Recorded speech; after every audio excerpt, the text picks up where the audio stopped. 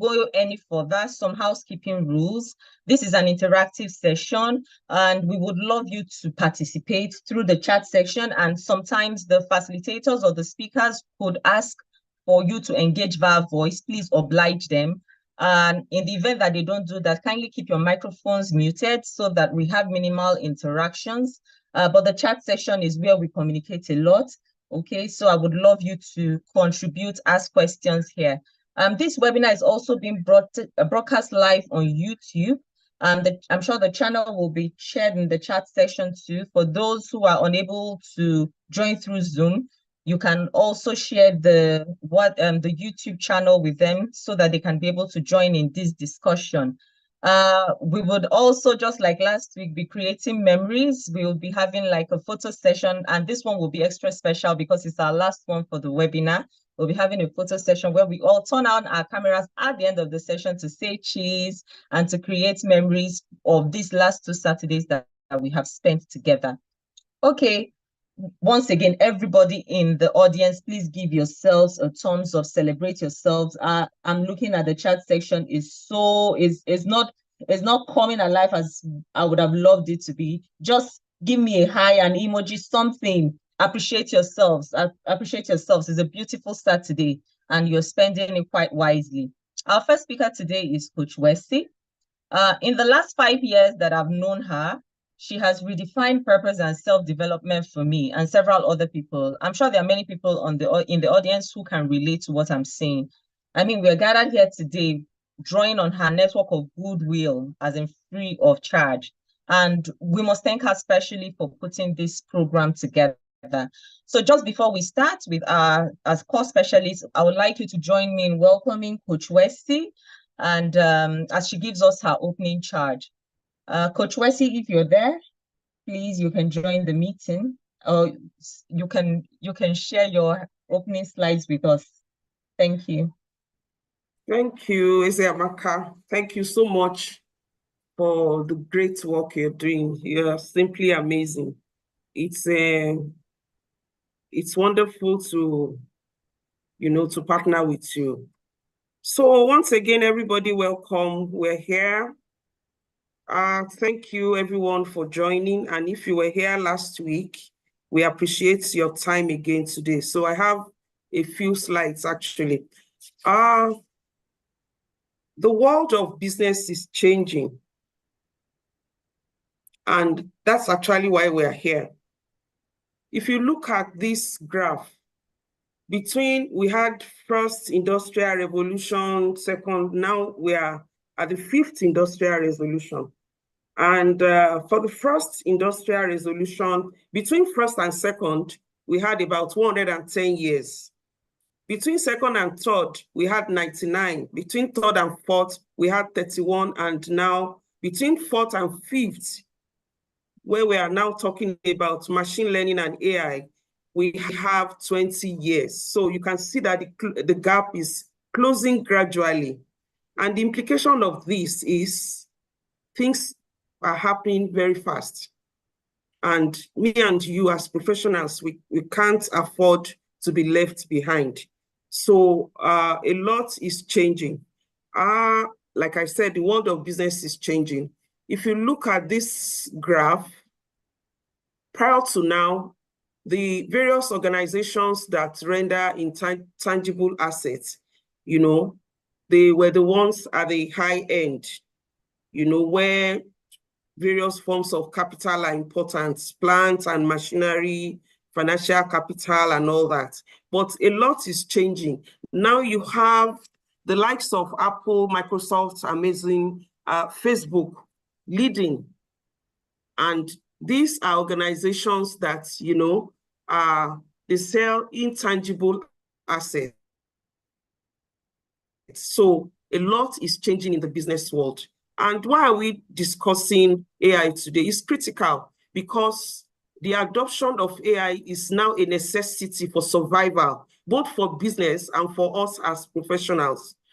Gartner predicts that by 2025, companies that have adopted AI will be 10 times more efficient. Just tell me, which company would not want to adopt AI?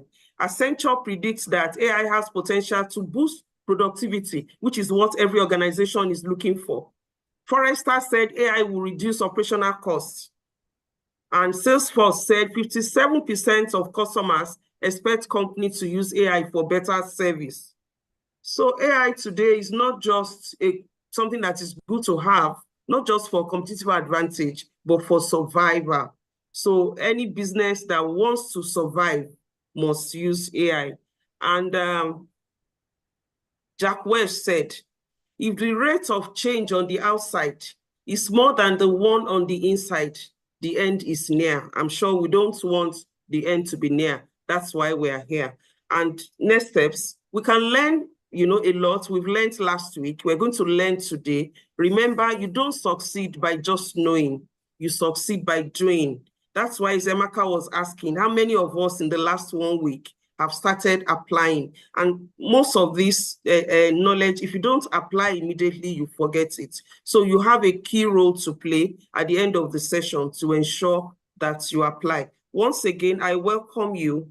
I believe that all of us will have a very insightful and inspiring seminar, but let's embark on this journey together. Let's discover the impact on our career, and let's reshape our lives so that we are better professionals. Once again, thank you everybody for joining. I believe we're going to have the best of time today. Thank you all. Thank you, Coach Wesley. Quite the all-rounder she is. I mean, hearing her talk about artificial intelligence, you would think perhaps that she has some degree in it or is a practitioner. I am sure she's a user.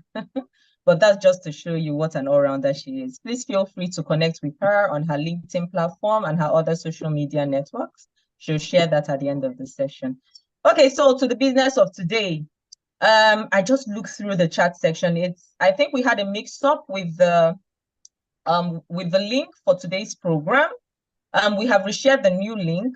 And I would like you, while she was speaking, while I was listening to her, I was also multitasking. I was trying to send out the new link to all my contacts who I had previously informed about the program and who are interested in joining the program. So please, you could share this link with them so that they can join in and we can all have a great learning experience together.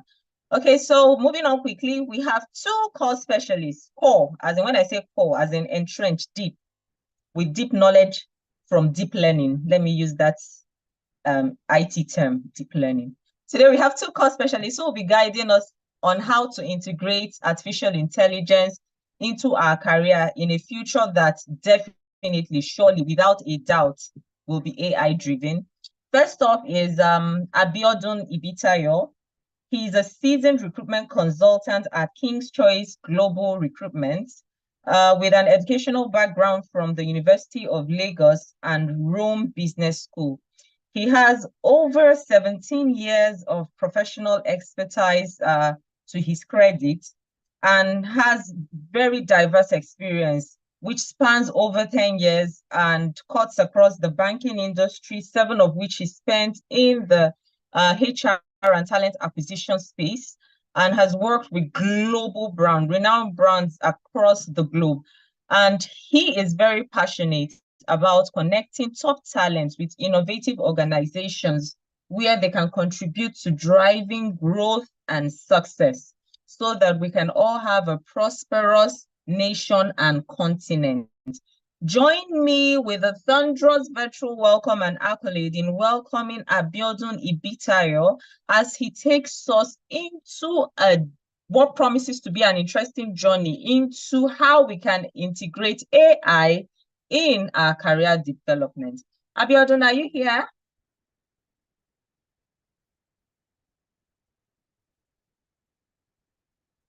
Hi. Abiodun, are you on the call? I know he was with us earlier. If you're here, would like to hear your voice now. It's muted. Oh, okay. All right. Can we? Thank you. Yeah, I think the admin is very apt in Joe. Yeah, thank you. Yeah, she actually everybody, so we will have a peaceful meeting. All right, thank you, everybody. It's a pleasure being here. Yeah, my name is Abiodun once again, as Izzy has said, and I'm so glad to be here. And also thankful to Madam Winston for bringing up this, for setting up this, because, a lot of time we are privileged to have free things, and we all enjoy free things, but nothing actually is free, because no knowledge at this very time is actually free, because with a wealth of knowledge and experience and coming to share with people. And the most important thing after we had learned is for us to also try to ensure that we take action. We have to be in the center of everything that is happening at this point in time and at this time. All right, thank you. So last week we shared a lot about artificial intelligence and the ethical aspects, and we had series of discussions and with people like Debo and family day of factory day. Yeah, sorry, please. All right. So today I just want us to look at AI and from what AI means, and we only want to look at two things from what it stands for. It's an artificial intelligence, but before it becomes an artificial intelligence, it's actually a human intelligence. So no machine came up with any iota of intelligence by itself, but everything that you are seeing being displayed in every AI tool you are using today, it's actually human intelligence. And I've been opportune to work with a series of global AI companies that are helping companies like Google and Google Meta and also Microsoft in data collection as regards different AI tools. When it comes to ChatGPT and all that, what they do, let me just explain how it works so that we can embrace it properly. What they actually do is collecting data. All the pictures they're seeing, AI pictures they're seeing are actually humans. Yes, they are actually humans. Those pictures are being gathered. They pay people to dress in a manner and to snap and they give specification of pictures and all that, and they ask them to send and they get paid. Series of pictures, a lot of pictures, each time we are having projects and we said, okay, we need pictures of children, we reach out to people, contributors who could do all these things. So AI doesn't come up with just, some sync or some myth some people used to think about AI, this is devilish, is this, is that. No, it's actually, all those things are actually, they came from humans, when it comes to everything, they're only using machine learning, you get it, to think like human. You get it? Because when they ask, okay, if Abiodun ask Google that if Abiodun type Abike we say on Google, what is Abiodun looking for? Okay, probably the responses could be Abiodun is looking for the looking for everything about Abike we say, education, what's it called? Professional backgrounds, professional journey, news that I talked about Abike we say, or that I talked about building Bitai and all that. So those are the things, those are the responses human give, in order to train that machine also to behave that way. So it's not like those things they came from whatever. And why are they smarter? Is because it is not just one human intelligence has been collated or compiled. Every issue, they bring people from different spheres of life, like in HR, in fashion, in different aspects, whichever thing, even in medical, in science, in tech, in all that, bring up and compile all their knowledges, all their intelligence, compile it and build and use it to build to build a tool so that you can get a first-hand and a very fast information anytime you need them.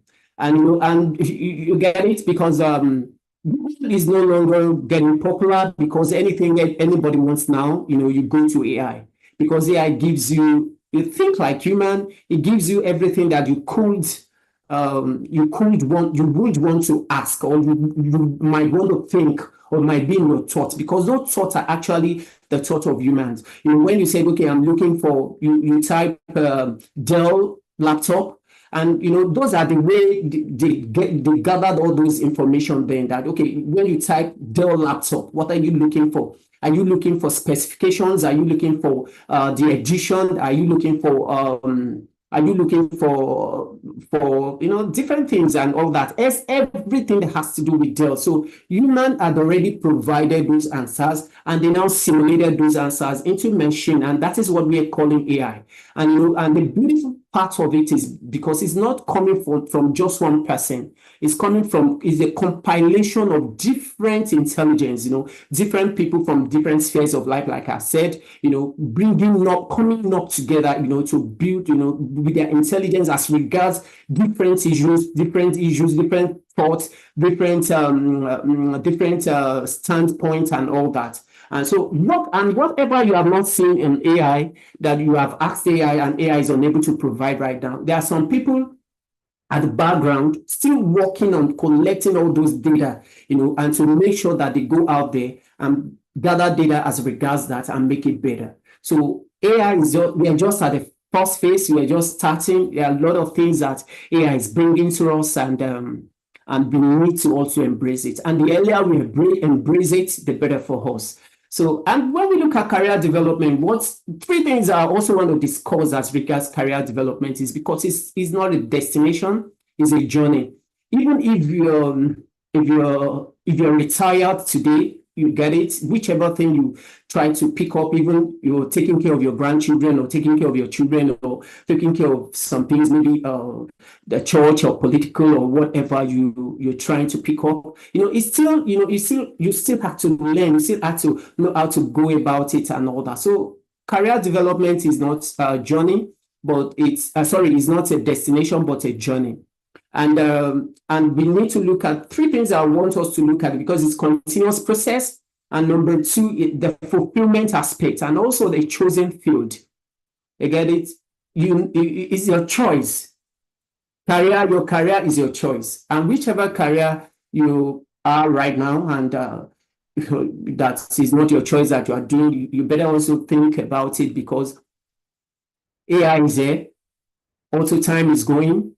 Also, retirement is coming. What are you going to do next? And in the next 10 years, you don't know what is coming up, and okay, what are the plans you have for 10 years, and what exactly the things you're doing right now that will prepare you for 1 year, that will prepare you for 2 years, that will prepare you for 5 years, whichever thing that comes out, okay, you still be relevant and you still be in the center of it all. Okay, so those are the things that we need to put in mind. There is this thing about testing. It said the curious mind is the only one that is never satisfied.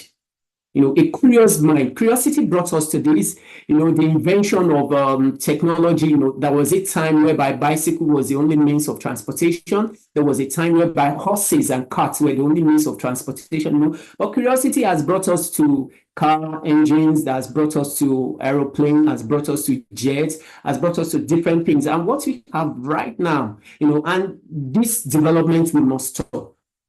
It will not stop, because we are not meant to live in whatever thing that gets stopped or that stopped, then it start dying, it start losing value. So AI, technology, advancements, auto process and all that will not stop. We'll only be getting better. So, but the point is, we all need to embrace each step. We all need to embrace it each step of the way. Okay, that's good. All right, next slide, please. So there is this thing. I want us to quickly do something for me. What primarily influence your choice of present career? I want us to answer and see what you quickly answer. What primarily influence your choice of present career? I want us to answer so that we can move forward. Is it self? Is it parents? Is it self? Is it parents? Is it a coach? Industry trends? What actually primarily influence your present? What you are doing right now? What's influenced it? Do you have answers, please?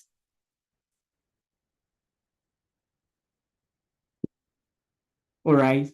Great. Yeah, Daniel Dickery said self. All right. Okay, that's great. Oh, that's great. Okay, that's great. Okay, that's great. Okay, that's great.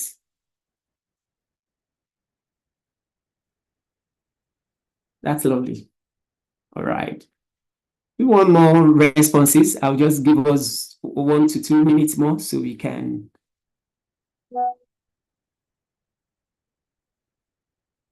All right. Okay. Yeah. So 80%. Oh, as it, as it said, my answer is not on the board. All right, that's great. Okay, that's great. Self, that's beautiful. All right, that's beautiful. Industry trend, that's also beautiful. All right. So none of us there is being influenced by our parents or by someone says oh, Mordecai said Nigerian reality. Oh, that's awesome. That's actually awesome. Oh, oh, that's great. All right. So next slide, please. So when we look at you know, the present thing that actually drive, things that actually drive us to what we do presently will engineer us to know what exactly we want for ourselves. And each time we're looking at developing our career, whatever that has influenced us right now, will be the primary thing also that will keep driving us. And I'm so surprised nobody picked coach. That means you've also not been investing in yourself as regards coach. A lot of us, in Nigeria or in Africa presently, we take the role of a coach. We take it so lightly. We look at it that, okay, I can do things by myself. I can go on by myself by picking anything and all that. It, coaches are very, very important, most especially the time we are right now. Coaches are so important. There is no CEO as we speak right now globally that does not have a coach. We have executive coach who guide them. We have people in their mid-management level who would have a coach. Even if you don't have a personal coach, maybe you're reading their books, in order for you to be guided, or you're following their presentations or whatever, you're following them online too. Also, they might not be a personal coach to you, but at least, you're following someone who could also give you direction as regards the next point of career. That's very important. A lot of us don't invest in that, but if we actually want to grow, imagine we're speaking on something last week, and I said it's so embarrassing. If you see the way young graduates, who cannot defend their certificates and all that, the level at which is increasing, and we're getting lots of graduates year in, year out. Yes, don't get me wrong. There are so very many smart people. Nigerians are smart. In fact, I must say we are one of the smartest people globally, because I've had experience. I've worked with different regions. I've worked with different techniques. I've worked with different races, and I can tell you for a fact that Nigerians we are very smart people. The only thing we need is an enabling environment. That's what we need.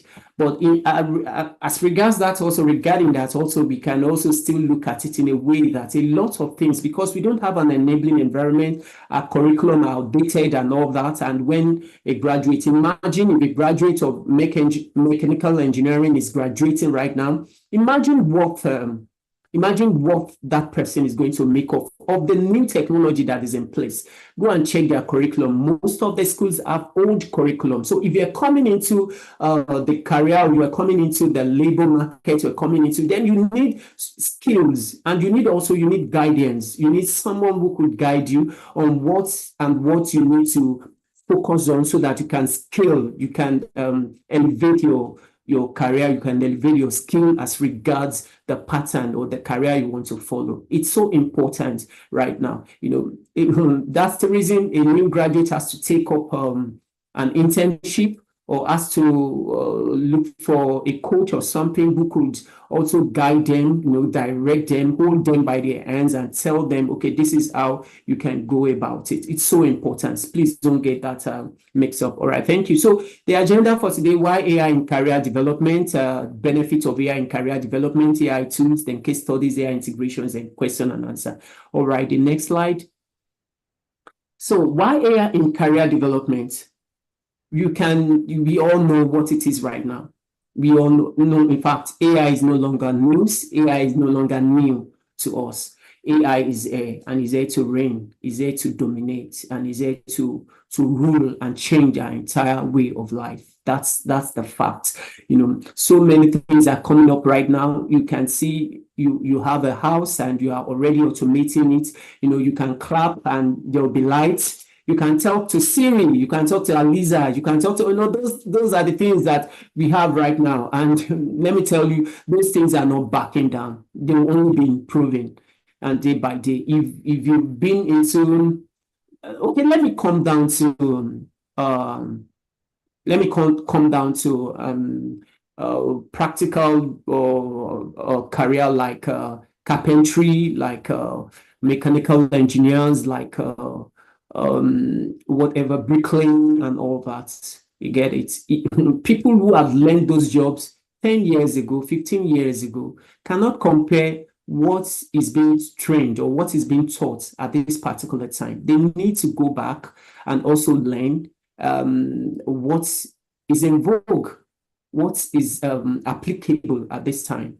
Yeah, I happened to talk to someone like 2 months back. Okay, I had issue with my water system tank in the toilet, and it actually fell off. And I called someone who is actually older, who had learned something and all that. And this person was telling me about buying cement, buying this, buying that, and all that. Then I spoke to a young guy who is just young and still very vibrant, and I asked him. And what he told me was totally different. Had nothing to do with cement, had nothing to do with all those things and all that. And the application he brought up was fantastic, was firmer, was better. There was nothing like cement staining your tiles and all those, and everything was just properly done. And so our career, whatever we had known in years back, we need to do what? We need to unlearn. If we actually want to embrace, we actually want to be relevant at this time, we need to unlearn everything you have known about your career. I'm not talking about the ethical aspects. I'm not talking about the governance aspects. I'm only talking about in your career, whatever processes you have already known. Yes, those processes are still the processes that are being done, but they're now becoming better in different ways. So we need to unlearn those things, and we need to relearn. We need to learn again the new things, and we need to continue learning, which is reskilling. We need to keep reskilling. We need to keep relearning. That's where we are right now. Whoever that is not jumping on skills courses right now to learn whatever you had learned in your skills or in your career, and 10 years and 5 years, then I'm telling you, in no way, in no long time, you might just be relevant to your organizations, and they might ask you to leave, because that's exactly what is happening. A lot of job loss in US, in UK, in US right now, not just because of the economy. Yes, the economy has its own doings, but also AI has a lot of impact, because people are looking for how to reduce cost of production, how to reduce cost of their services, how to reduce cost of everything they are doing. Reduction of costs is what people are looking at, and people are also looking for solutions to problems. There are lots of problems, and people are looking for solutions. So the only people who will be relevant are people who are providing solutions. So what solution are you providing in that place, in your little space that you're ruling at the moment? You might be the GM, you might be whatever, and that's the reason they are bringing up so many Gen Zs right now. You will see you will soon be seeing a young person of 27 years old being a GM, a young person of 30 years old, being in top management level and all that, and that is where the world is turning to. So for you who is older, who has 10, 15 years, 20 years of experience and 30 years of experience, okay, how would you want to place yourself as this thing is turning out? You get it? And the only thing you need to adopt is AI. You need to be digitally inclined.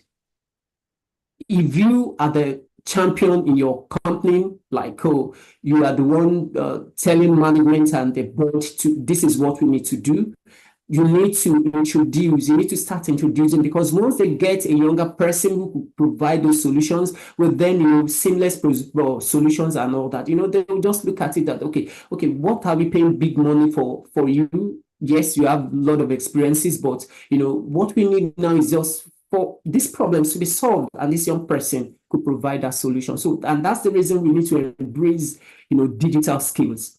We need to embrace a lot of digital skills. We need to keep learning, we need to keep asking questions as regards our space. Okay, what and what do we need to learn? What and what courses do we need to take up and all that? And that's the reason I'm saying, coach, you need a coach at this particular time. I'm not a coach, yet, but yes, I do a lot of motivational speaking to young guys I see around, young people I see around me, and ask them about their jobs, about how they are faring and all that. But, we need someone who could help us, and someone who is also inclined at this particular time. That a lot of things are changing. Even in the US, jobs are being lost because of AI, and a lot of jobs will still be lost, and a lot of other opportunities are also coming up. You get it? That where you should focus on. Just ignore the job losses that will be coming up. No, ignore that. Just only focus on the opportunities that this AI is bringing, and that is where you need to scale, and you need to also elevate yourself skillfully. So as technology keep evolving, some certain skills will become obsolete, and yes, and some will become so rampant, and there will be more opportunities in those areas. So hence we need to integrate AI into our career development. All right, so the next question is very funny, and and it's also very interesting, just like do your children from age 5 use Siri or Alexa? I need people to respond to this. If you have children, are they already AI inclined, asking questions as regards their, or from Siri, from Alexa, or you also, as maybe adults, you have children who are already using Siri or using Alexa? All right, we just only have one person that contributed. We need more responses. We need more responses. Somebody said, my children definitely don't. Oh, okay. All right, Monica has been very interesting. Boom, that's great. All right, we need more responses. If you have children here, and you have children, even if you don't have children within the age of, within that bracket from age 5 or so, maybe they are younger, maybe, okay, mine don't, all right, okay. Then let's just answer on the poll, all right? Okay, so let's keep, all right, so that's mine don't, all right. So if we don't have children, or if we don't encourage our children, to start using this using these AI tools, then we are not preparing them for the future. I must tell you, we are not already preparing them for the future, because they say my children were aged like 5 to 6 years ago, and they used Siri and other tools a lot back then. Oh, that's great. That's great. That's awesome. All right, that's awesome. So if you have children and they are not already using Siri, asking questions, asking that, you need to encourage them to do that. You need to encourage them to do that. Mine don't, they know about it, but don't use it. Okay, all right. All right. Okay, so let's just encourage them to to start using it. When they ask questions, as when we answer them, then we also tell them, encourage them that, okay, I'm going to download Siri. I'm going to enable Siri on your tab or on your phone, so that you can be doing that, or you can have it on your phone. Then whenever they have a question, you can help them, and you can also tell them to ask and do that. It helps the children, it helps them focus. Yes, there are a lot of things that I say that it's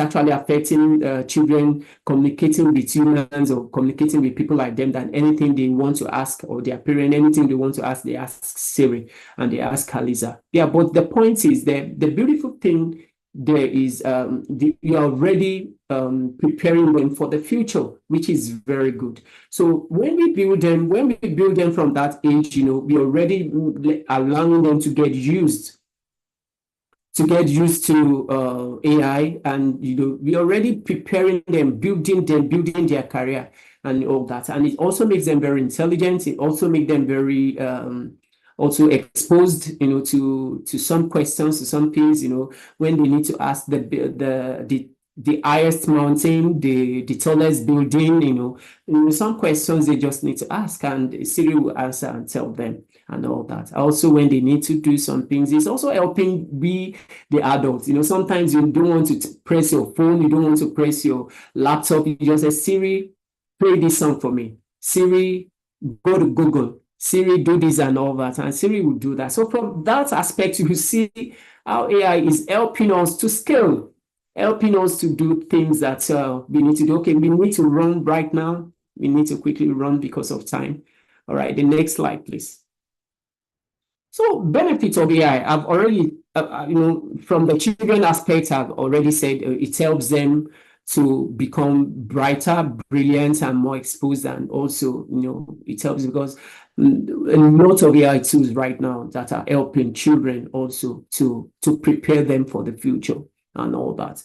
And you say benefits of AI in career development, you say it's personalized career guidance, enhanced career matching, skill gap analysis and all that. And also, all right, okay, let's move to the next slide.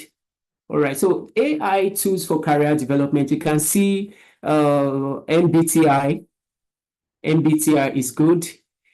For people using LinkedIn Premium, LinkedIn Premium now can tell you how your skill, according to the information you had supplied LinkedIn, you had put on your profile, how you match with a particular job and all that. Even Indeed resume match, Indeed right now has what is called smart sourcing.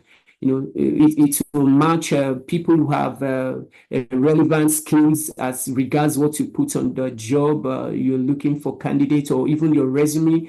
It can also guide you, Glassdoor jobs and all that. We have career analytics, like different career analytics tools that we can also use. Then we have Talent Guard also. Then there are chatbot like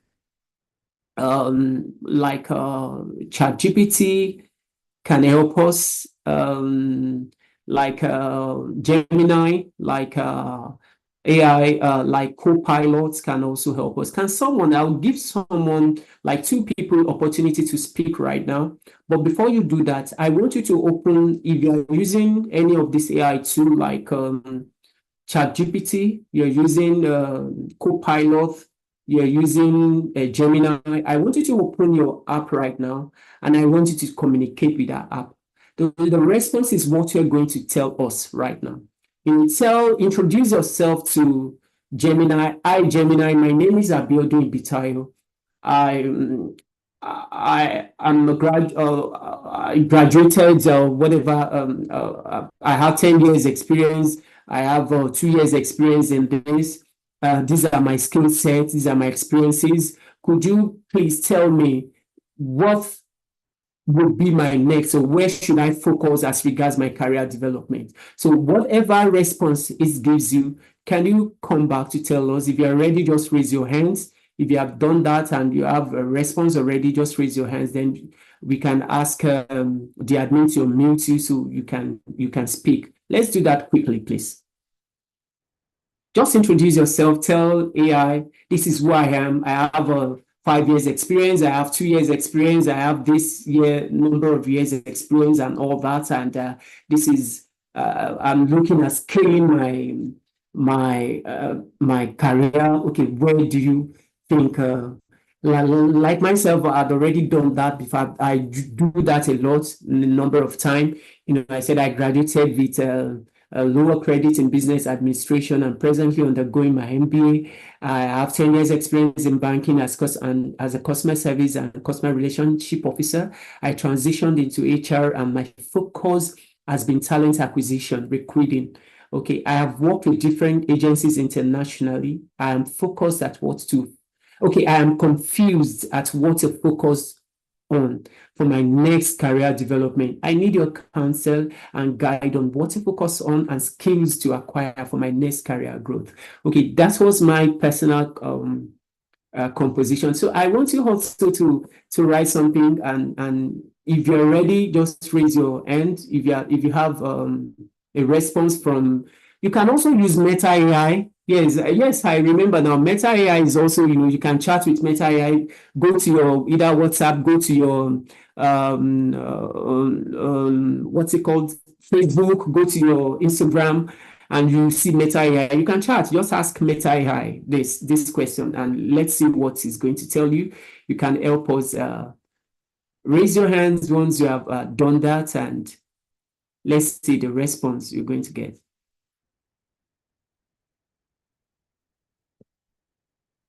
A quick one. Maybe I should start. I have a long response here.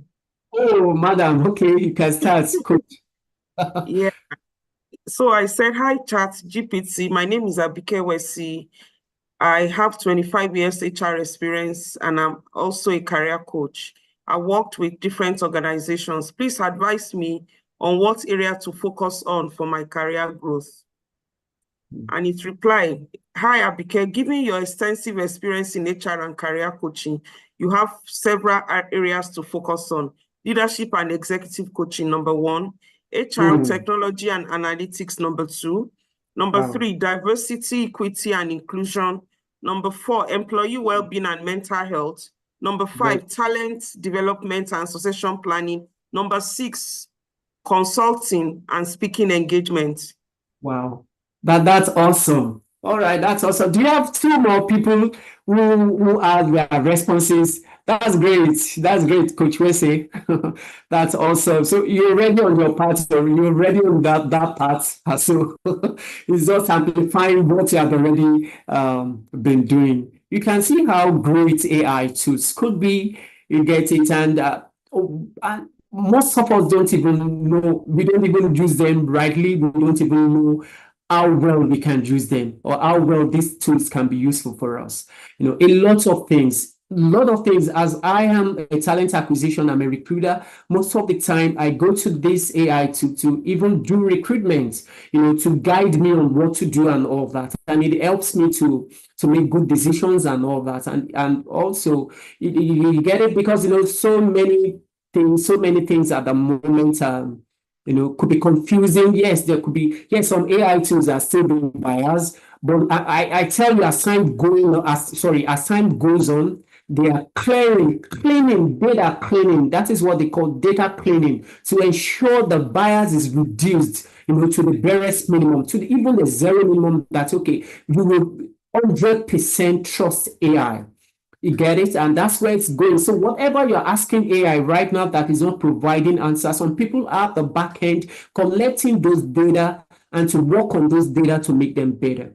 All right. So that's so great. That's so great. All right. Do we have any other person in the house who has? If we don't, we can move forward. All right. So case studies. All right. So case studies. There are a lot of case studies. There are a lot of case studies around us. Intuit is not part of what I stated here, but I'm telling you, Intuit, Microsoft, Google, and all that are already laying off staff, already laying off their employees, as regards AI. Because what they need like 10, 20 people to do, they now need a fewer number of people to do. because AI can help those people scale. You get it? They can do like 5 people if their TAT has been, let's say 1 hour per whatever they're doing, the TAT has reduced. So they don't need, so the person, if the person is working, let's say 40 hours per week, the person do not need to work 40 hours per, just can still work 40 hours per week, but will achieve more. So in achieving more, then they will need lesser people to work on those things, because a single person can achieve more with the time allotted to him or her. So they don't need a lot of people to work on that thing again. And that's the reason, and that's just the cause. It's not because AI, AI, this. AI needs human. And also, if you go to your AI tool, like all these chatbots we're talking about, you will see where, I know so many of us do not realize this or do not use it. You see thumbs up, thumbs down, thumb up, thumb down, and thumb up is telling you if AI has given you the right answer, that thumb up, so that we can know that, okay, yes, it's giving you the right answer. If it has given you a wrong answer, you don't like that answer, then you thumb down. And thumbing down, so for them to also work on their data at the back end to ensure that, okay, what exactly, and they will still ask you, when you thumb down, then they will ask you, do you have any response for us? You get it, and you provide your response. And if your response is good and is not biased, is good enough, then they incorporate it into the questions, the responses of the question, into the responses of the questions you have asked. So it's making AI better. You and I, using all these tools day by day, day in, day out, are making all these tools getting better. So there is no two-way things to hit. The only thing is that some of us don't know what and what to use. If you go to your Copilot, you go to your Gemini, you go to, whenever you give you a response, beneath the responses, you will see a thumb up, you will see a thumb down, and all that. And it's only telling you, help us to make this thing get better, so that, okay, if you have a better response, you can also provide that. And that's exactly how AI is today, and exactly how. And I also want to tell you, for someone like Tyler Perry to stop the construction of the expansion of his new studio worth $800 million, because of AI. It's not really that he's going to stop totally, but what he's going to do is going to reinvent the studio, to match up the future, because AI is the future. Let me tell you, AI is also still going to impact on movie production. There are a lot of jobs that will be impacted, not very now. People are looking at immediately. It will be something that will happen immediately. It will be happening gradually, until it comes. So by that time, before you get to that time, the skills you have acquired and the things, and you're also, scaling, helping yourself to prepare yourself for that future, to help yourself grow, so that, okay, when that future comes, is meeting you prepared. You get it, you're getting it. So exactly what is going to happen. Intuit, laid off like 3 weeks back or so, laid off 1,000 plus of their, in US, 1,000 plus of their employees. And let me tell you, as companies are laying off, they are also recruiting. They are recruiting. Who are they recruiting? They are recruiting people who have those skills they are looking for. Excuse me. There was a particular time I was working with an agency in India, and they had a request to recruit FGPA engineer in Vietnam. Yeah. So we started looking for, an FDPA in 5G, not in 4G. And that particular time, 5G was new. We're looking for the old Vietnam. And in the old Vietnam, it's only few people that has that skills. You get it? And those people, they are ready to know their price and say, if you don't give me this, because Samsung had already signed up, and this other brand is not as known as Samsung, or better accepted as Samsung and all that. And you get it. And that is exactly, if we prepare ourselves for coming career, and that's exactly how it's going to be for us. Imagine when we start producing EV engines in Nigeria. If you are an we're running out of time. If you're an EV engineer in Nigeria, imagine what you already prepared yourself, and when that job comes, because there are few people that are into it, then they will just, oh, look at this person and all that, and have skills and all that. And that's the reason we need to invest in our career. Career investment is so you cannot cut. You cannot imagine the answers or the profits it can give you, not just one, as in as time goes on in your career journey. When you keep elevating your skills, you keep elevating yourself, and every new skills. And I'm not saying you should go into what is trending, but you look at what you are doing presently and how you are going to scale through. What is your next move? What is your next move? What is next thing for you? And what that thing is for you. And when you are joining any new company, okay, do they also align with your own culture or your own interests and all that? All those things we need to also put in place. All right. Okay. All right. So before we go to the last slide, this is the last poll for today. In the era of AI, how confident are you in your next career goals? I want us to quickly respond. How confident are you in your next career growth? Are you very confident?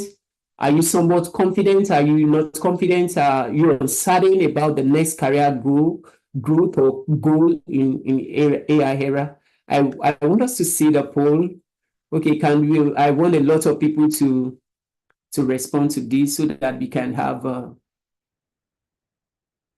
let's have more responses, and we need responses. This will help you. At this time, we need to be what? We need to be honest with ourselves. Be honest with yourself. If you're uncertain, write it. Let's, just don't. We spiritualize a lot of things. We bring religion into career and all that, and it doesn't actually go that way. You get it. You need to be sincere with yourself, whichever level. If you don't know a skill, be open to people who could help you. If you need help when it comes to your career journey, be open to people who could help you.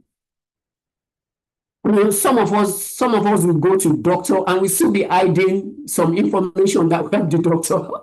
So prescribe or to do things wrong. You get it? But be open. I want more, just 3 votes. We just have 3 people who are, or if you don't know how to vote or how to do the poll, you can also respond. You say someone is asking for the link of the poll. Vivian, can you help? Vivian, can you help with that? It's in the chat box. It's in the chat box. All right, it's already in the chat box, so you can just click on your chat box for reads and do the poll. We need a lot of responses. We need your responses. We are running out of time already.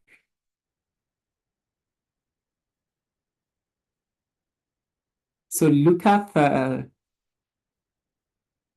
So we need, are you confident at what level, the level of your career at the moment? Are you so confident about your next career goal in this area, in this AI era? Are you very confident?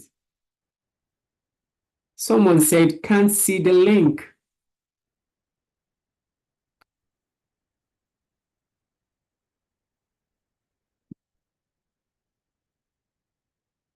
Okay, let me also, because we need to be honest with ourselves at this time.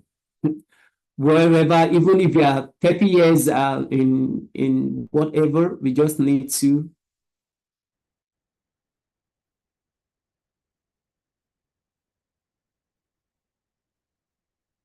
Okay. Is it visible to everybody? As in the poll? Yeah, somewhat not confident. All right. Okay, I'm giving just 1 more minute. Just 1 more minute for us to round that up and we'll call it a day. It's on the chat box, but you need to open it so that you can see it. You can see it. Yeah. Can you paste the link again, Vivian? Can you help paste it? All right. Okay, done. Okay. Okay. All right. Okay. So in order for us not to waste a lot of time, you get it. It's very, a lot of time. We all get confused at times, when it comes to career goals. And sometimes we think we know and we might not know. And sometimes we think we are, I got it, we say that a lot of time. I got this, and you are not getting anything. But the point is, we all need to be sincere with ourselves. Things are no longer the way, thinking outside the box is the end thing. That's what brought about AI. Let's go to the last slide so we can call it a day. Thinking outside the box, and that's the reason we need what? We need a coach. I'm telling you, we need a coach. I personally have a coach. I get it. And let me tell you how I got into talent acquisition and recruitment. In 2020, when I lost my job, get it? And I was confused. I don't know what. When I was in the bank, actually, I was a kind of person who likes to check the knowledge base. I'll check the info pool, check the knowledge base. I want to know what every unit is all about, what they are doing, their processes and all that. Those are the things I check. I'm so curious and all that. I do a lot of curiosity when it comes to checking knowledge base and all that. So the only unit that I've seen that actually, and when they say AI, sorry, HR is not just one one unit. HR has different branches. You get it? You have TA, you have compensation and benefits, you have what's it called? You have training and development, L&D, or whatever you call it in your place. You have different aspects of. You have the onboarding. You have the different aspects of different branches in AI. But the particular one that actually I find so interesting aside the HR operations is talent acquisition. And the only person, then God rest her soul. The only person, it was on LinkedIn. I was just, I was always on LinkedIn in 2020. There was lockdown and all that, and I would join the live video just like we are joining the free or whatever. Now that's what I do. I'll join a live video every time. She's not in Nigerian. She's an American. Yeah, she's late right now, and I always join a live video and all that. Then I went to chat her privately. She was open. Talking to and asking me this that. I sent her my resume. She asked me to do one or two things, and she also asked me to pick up some courses and all that. And here I am today. I'm so grateful to God, and I'm also grateful. Yes, I'm not there. It's not like I've achieved a lot, but the confidence level and the experience and also the knowledge I learned that particular time that I need to keep reskilling, to keep upskilling, reskilling, learn and relearn. You get it? On those are things that actually been helping me. Yes, I'm not there. It's not like I'm earning billions. I'm earning a lot of millions or whatever, but as it is right now, I'm with the experience and exposure that I have, it's just because of the little things I've done, and not like I've spent a lot of money in investing in this career, but little money that I've spent, had actually helped me to know what I want. I know what I want. I know the company I want to join. I know what I'm expecting from my employer and all that. All right. So strategies. So we can go back and learn about strategies. Utilize AI to assemble, just like we have demonstrated today. Like chatting with Siri. Chatting with Copilot, ChatGPT, and all that as regards our career. We also need to keep doing that and all that. So these are the strategies that we need to. So the floor is open for question and answer. And if it is until the next speaker, yes, I'm still here. All right. Thank you for having me. I appreciate the team, Coach Wese, Vivian, and Ezzy. Yeah, thanks so much for the time.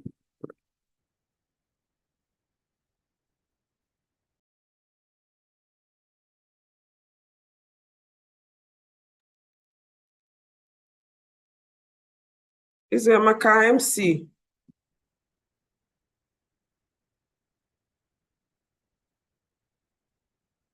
So I don't know what has happened to our MC's network. All right. Do we have questions? Thank you so much, Abiodun. Thank you. Oh, sorry. Eziamaka is muted. Just a minute.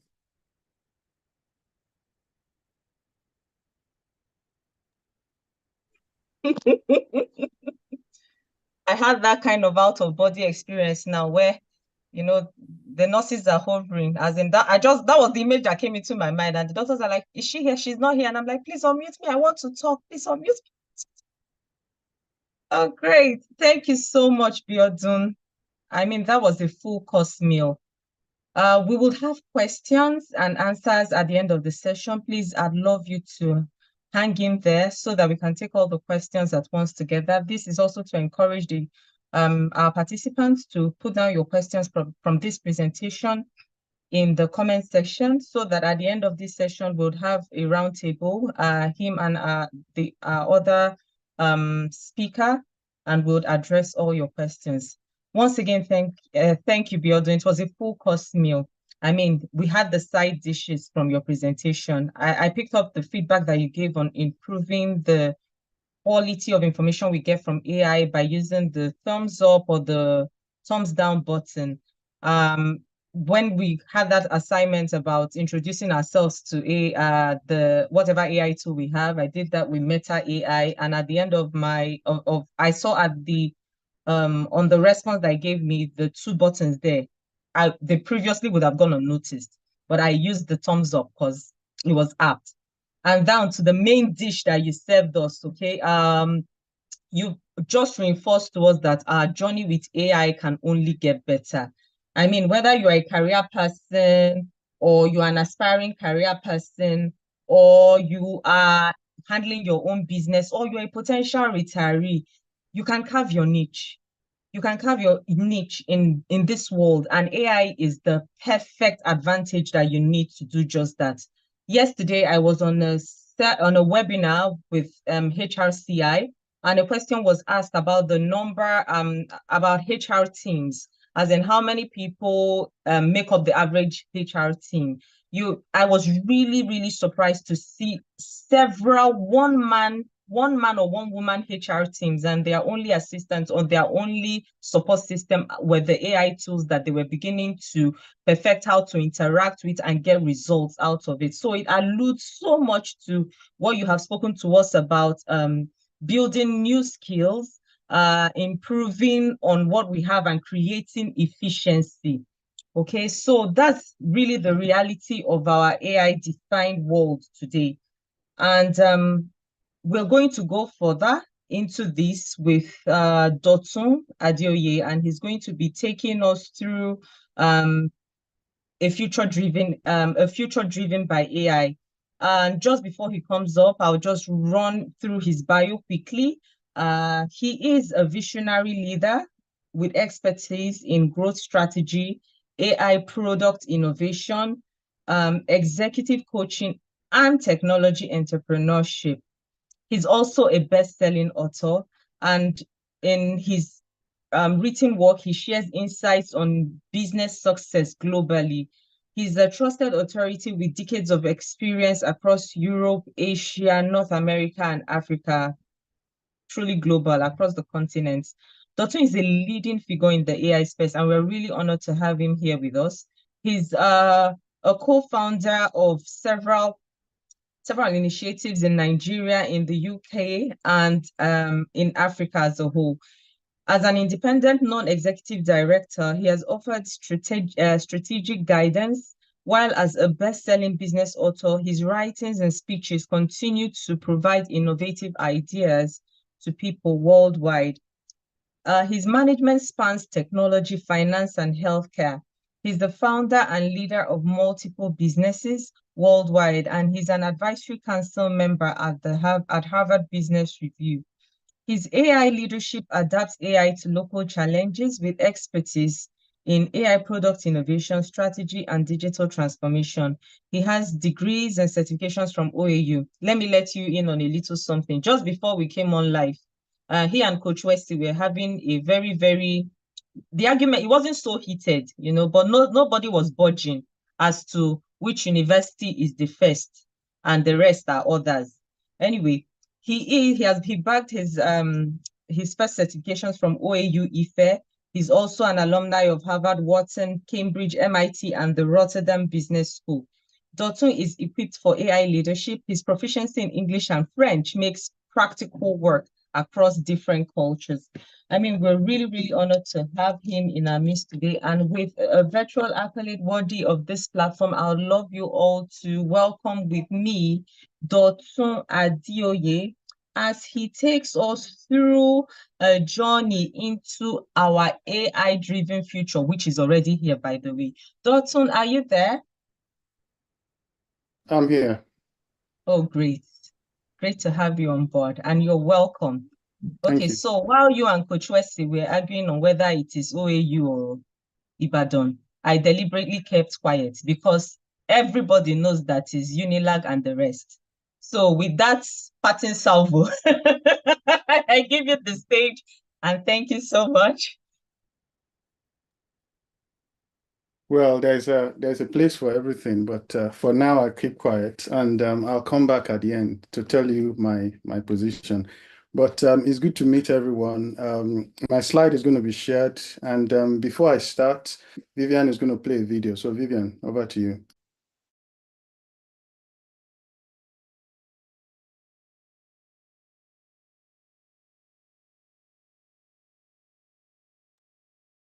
Please confirm that you can hear the volume.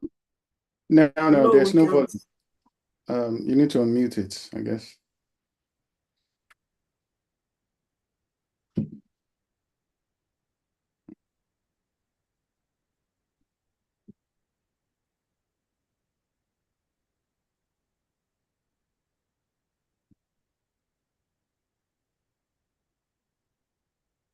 I am not Morgan Freeman, and what you see is not real.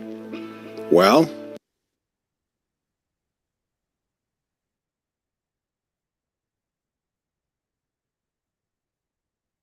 Vivian, we can Did the hear volume now. come up? Okay, We great. can I just hear. wanted to confirm that. All right, not All a right. problem. Yeah, thanks.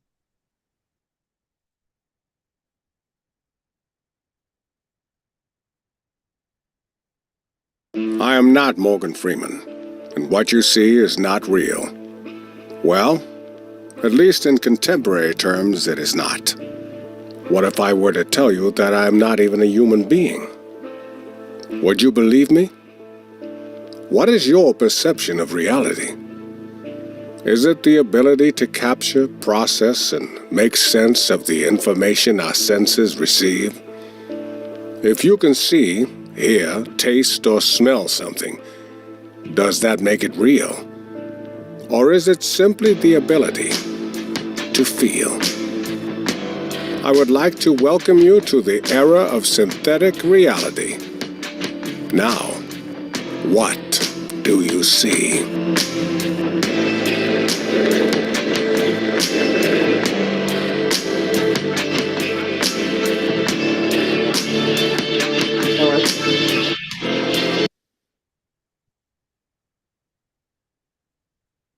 Yeah, as my slides have been brought up, I know there are a few HR people here who do recruitment and all that, most time remotely. Who are you talking to?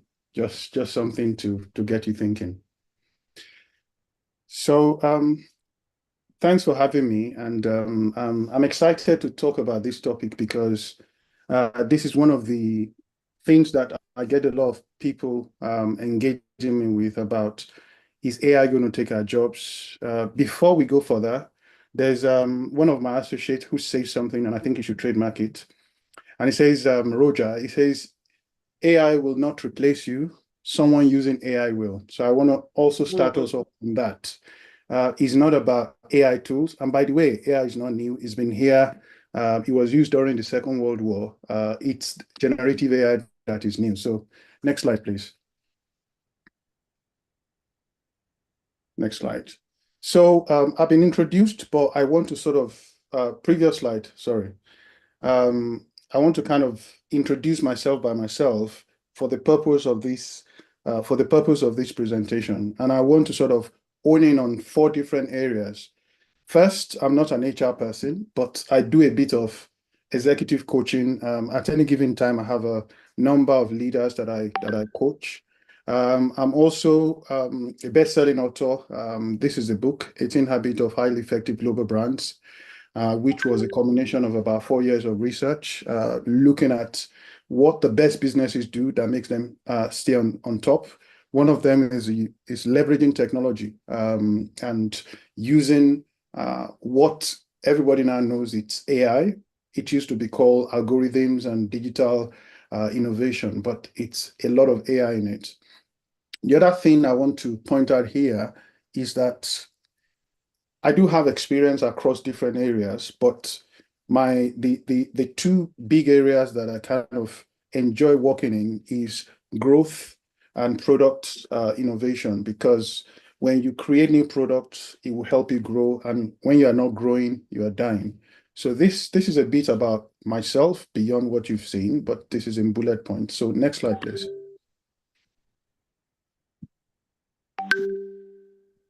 I'm also one of the co-founders of AI Nigeria, and I intentionally brought this slide here to talk about the AI Nigeria community.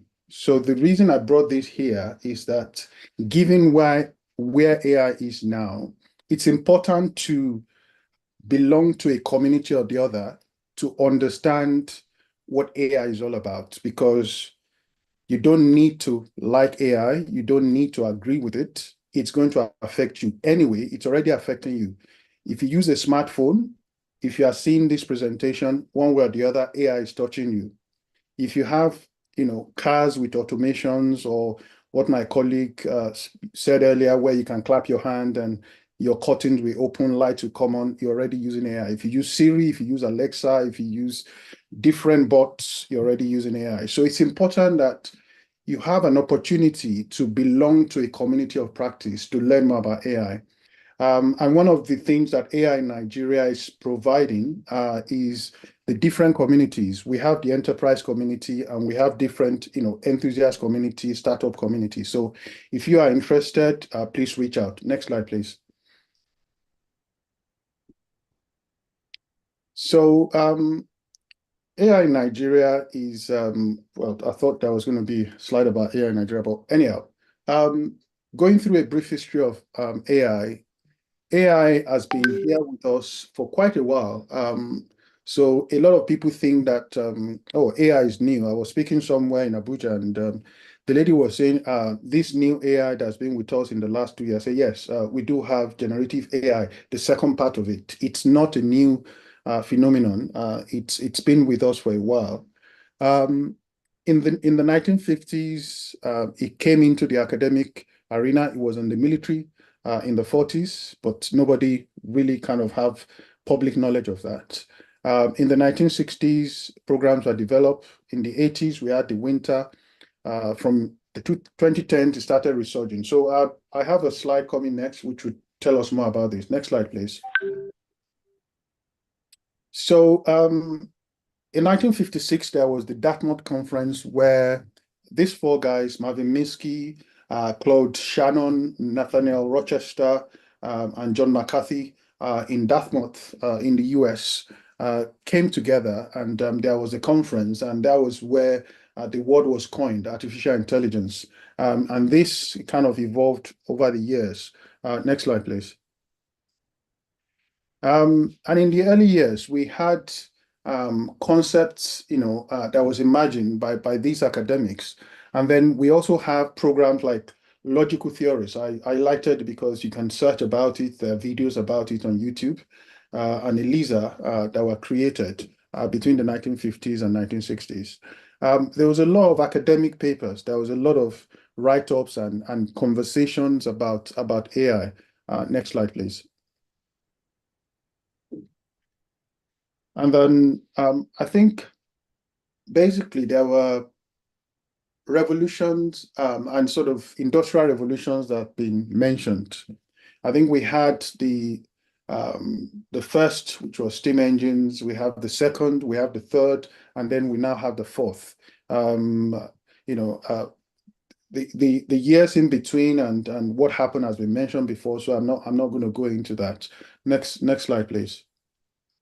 So the steam engine was, in the 1700s. The 1800 brought electricity, which over 100 years we're still struggling in Africa to have electricity.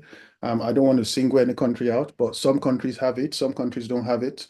And then in the 1990s, we began to have computing. A lot of us remember the Y2K bug. We were being told that by 1999, 0000, we're going to have all the computer programs wiping out things. I remember a lot of people running and sort of, pandemonium. But we also had a lot of people make money in the 1990s. But now we have the fourth industrial revolution, which is AI, robotics, autonomous vehicles, Internet of Things, quantum computing, biotechnology, 3D printing, and a lot of technology in terms of having more intelligence in physical things. Before, it used to just be, okay, you do things and you had to be a statistician. You had to be very clever to do predictive, intelligence, where you have the AI, where you're building an algorithm. You need to be a statistician, or you need to be someone who can model. You need to be very clever to be able to do anything with robotics or anything close to this. But I think what happened was the emergence of generative AI. And as it says, it's generative in the sense that it is more creative. It is less binary. It is less mathematical driven. So now we have a lot of difference from that time to this time.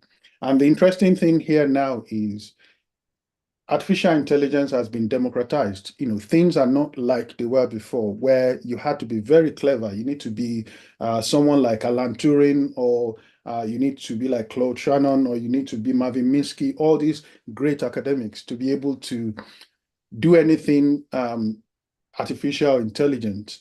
And the interesting thing is that if we think about where we are, things can only get better.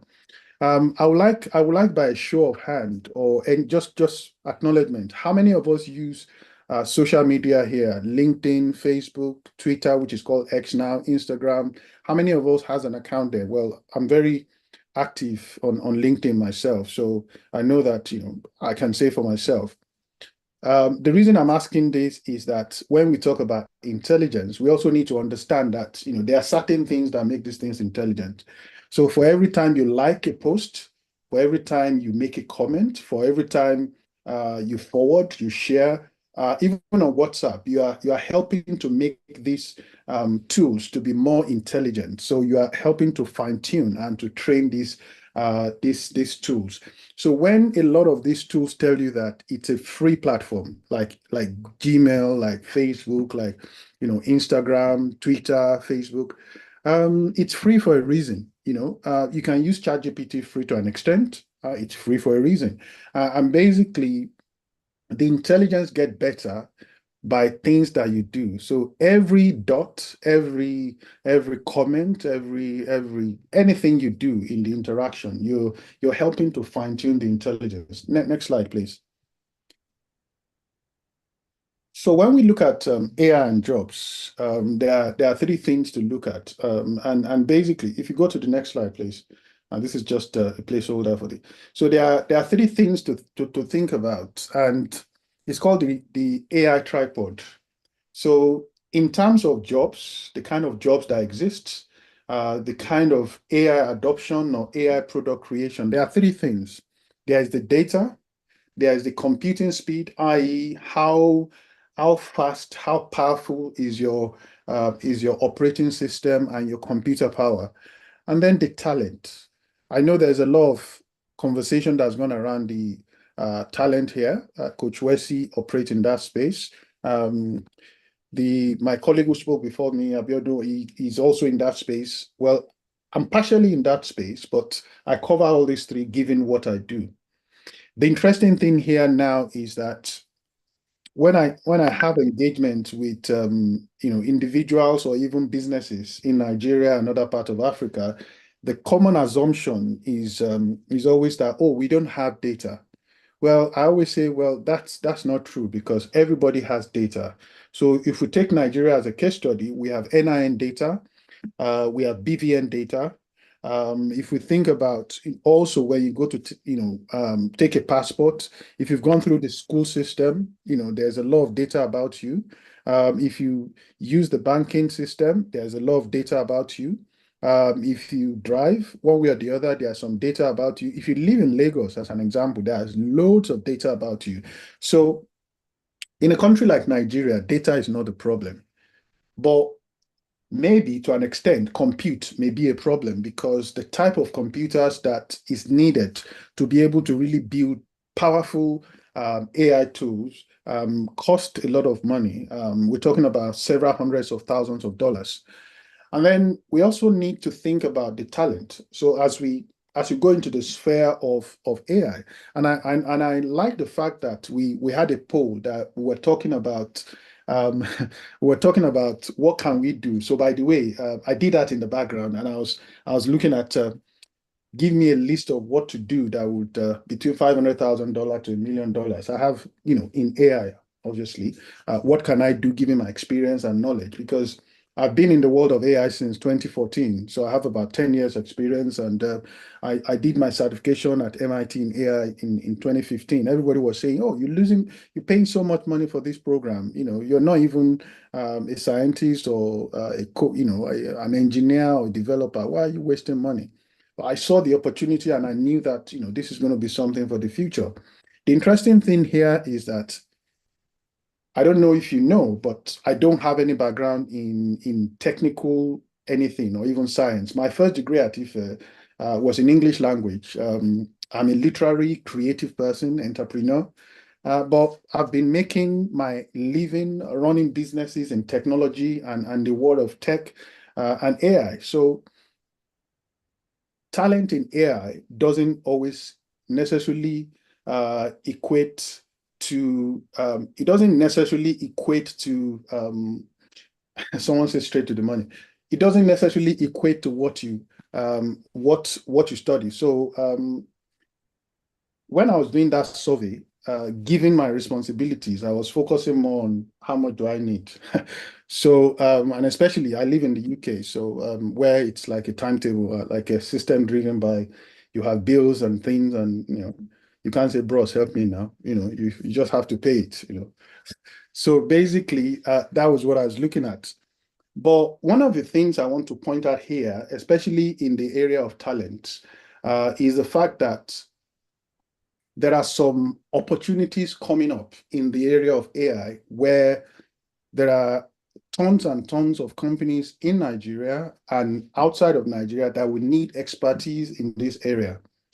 One of them is AI ethicists. The other is prompt engineer. The other is AI governance expert. Now, prompt engineering sounds technical, but it's not technical. So you just need to know how to prompt and write the right thing to be able to get the right result. So you can potentially work with the marketing department, or you can work with some team in the company or in an organization that needs to be able to generate certain things very quickly.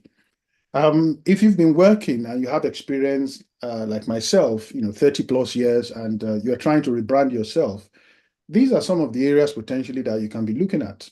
And as companies are adopting AI, these are the three areas that will determine the success or failure of how they adopt AI. So I'm running through this, looking from the inside to the outside and from the outside to the inside, because yes, we are talking about the career, but what are the things that will influence the career that you take, and how can you employ AI both as a business owner and as an employee to kind of better prepare for the future of AI as AI is evolving. Next slide, please.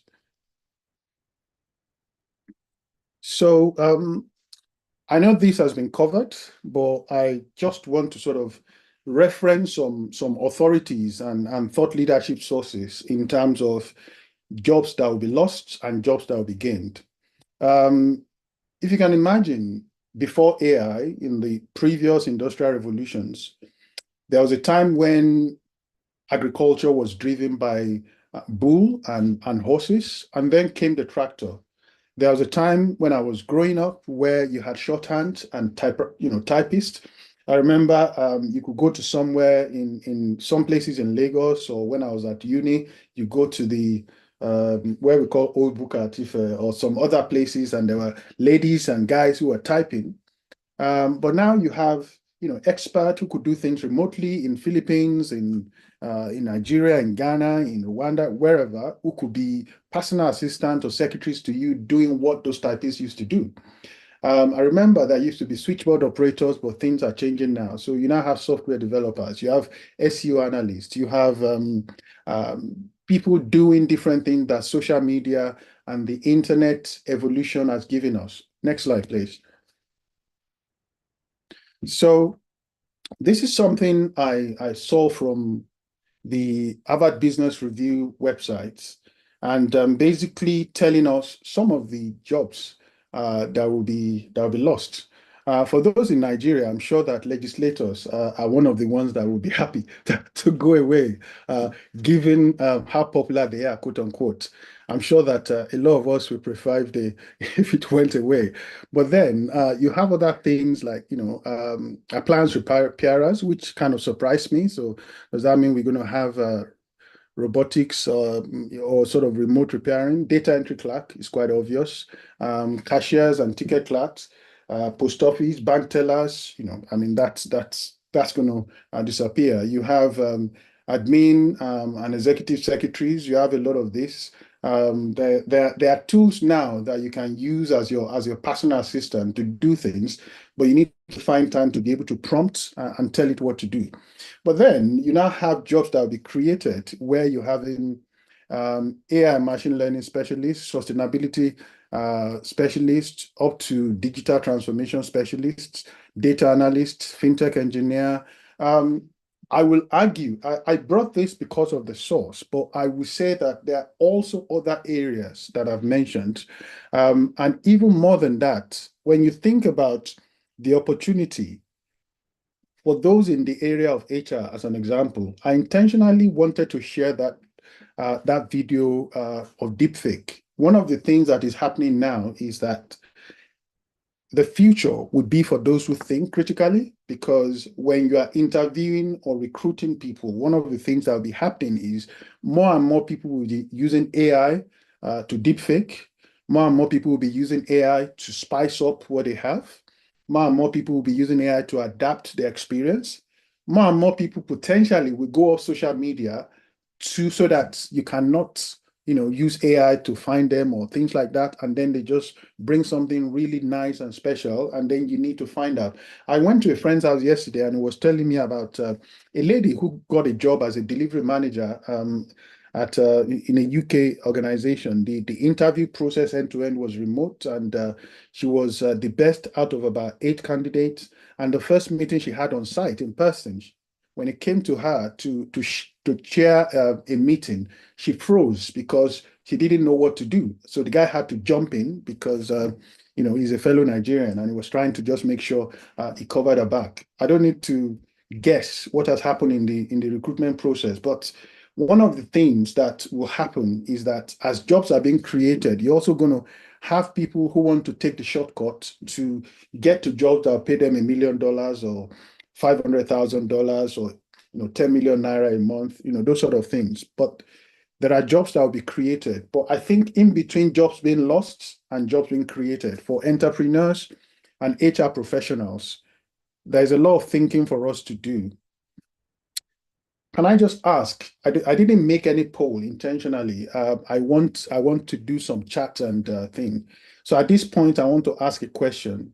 How many of us are aware of new jobs that have been created by AI before what I'm showing now or what I've explained before? Let me just look at the chat. Is there anyone who know about new AI jobs that's been created, or I've tried to find about what AI jobs they can apply for? Just type in the chat. Computer vision engineer, yes. Thank you, Abiodun. So who else? Prompt engineers, yeah. Thanks, Vivian. Just from the wider audience, do we have anyone who's kind of looked at jobs that are out there? So it's interesting that we're already aware of some of these jobs that are there. So I have three people who have kind of shared opportunities that they are aware of. The interesting thing as well is that, so from a job perspective, there are opportunities. I'm an entrepreneur, so I will also talk about business opportunities. From a business opportunity perspective, there are loads and loads of opportunities. In fact, using ChatGPT alone, a lot, I mean, that's another presentation or another workshop on itself. Just using ChatGPT, Meta AI, or BARD or Gemini, I know there are so many, at least that I know of, at least 80 to 100 new businesses that can be done remotely where money can be made. I've made this research. I have a compilation. So if anybody is interested, I can share with Vivian or Coach Wesley, and she can share with everybody. But why I'm sharing this is that we need to think two ways. We need to think of jobs. We need to think about businesses from an entrepreneurial perspective and also from a job perspective. And one of the reasons I'm bringing this in is it get to a certain age when it's good to think about jobs. You have that cushion where you know that, okay, you are the director or the head of this. And then you're going to have a young whiskey who's going to come and, Abiodun was mentioning where you have 20-something-year-olds now who have been directors of this or director of that.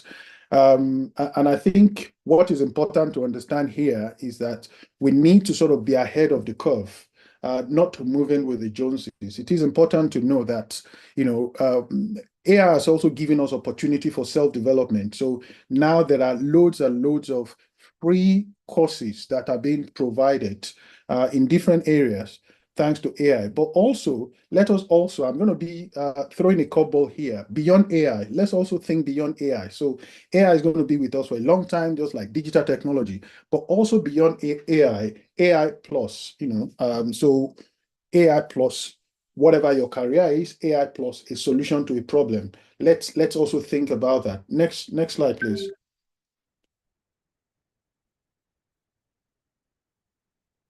So this leads me to a book that I'm currently pulling together, but I just wanted to sort of share it here. It's a book called Consistently Staying Relevant. And basically it's the fact that the world is fast. If you think about when ChatGPT started their journey, or OpenAI started its journey in 2019 versus what we have now. Let's even go back to what Google used to be and what Google is now. The competition is very fierce. It's how, in the age of AI, developing new skill, creating networks, and also staying ahead and staying relevant. It's a big deal. So I'll use myself as a case study. So I'm a director in a few companies. I'm a dad. I'm a husband. I coordinate few things in things outside of work where I volunteer. And there's also that onus, that expectation of you to be at the cutting edge. How do you stay ahead? I want to tell you that AI is a very good friend that you have because potentially you can use AI to do a lot of things. In case you didn't know, there's a technology called RSS where you can get a feed, where you can get something delivered to your box. And these was also things that have been driven with algorithms that are part of AI. And you can potentially do that where you have a snippet of what you would like to read about in the news or whatever it is on a daily basis. Consistently staying relevant is tough when you get to a level of your career when you are involved with many things. But I read somewhere, long ago, this is not related to AI, but I think it's related to work-life balance. I think one of the key things I've read and I keep to is knowing how to say no, because everybody will want to get something out of you, we all need to know how to say no. And I think staying relevant, one of staying relevant is also knowing how to say no, and not saying yes to everything. Next slide, please.